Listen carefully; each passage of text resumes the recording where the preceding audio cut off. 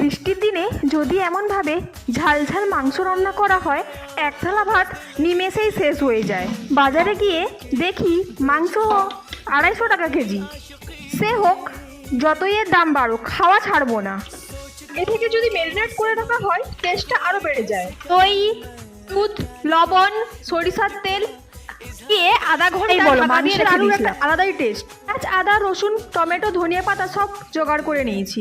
এবার তেল গরম হয়ে এলে পেঁয়াজ লাল করে ভেজে নিচ্ছি। শুকনো লঙ্কা ফোড়নে দিয়েছিলাম। এরপর একে একে আদা, রসুন, লঙ্কা গুঁড়ো, একটু কালার ভালো দেখার জন্য কাশ্মীরি লাল মির্চি, ম্যারিনেট করা মাংস দিয়ে দিলাম। আস্তে আস্তে 15 থেকে 20 মিনিট ভালোভাবে কষাচ্ছিলাম। নিশ্চয়ই দেখতে পাচ্ছ কিভাবে কালারটা কত সুন্দর এসছে। তোমরা কি মাংসের সাথে লুচি, পরোটা এইসব দিয়ে খেতে ভালো লাগে না? শুধু টমেটো ছড়িয়ে ভাত দিয়ে মাংস খেতে যে যেমন জুস খাবে সেই পরিমাণে কিন্তু জল দেবে। ফাইনালি দেখো ঝোলটা কেমন ফুটে উঠেছে, কত সুন্দর কালার আসছে না? খেয়েই তো মন ভরে যাচ্ছে, খাবো কি। এবার রেডি আমার বরের জন্য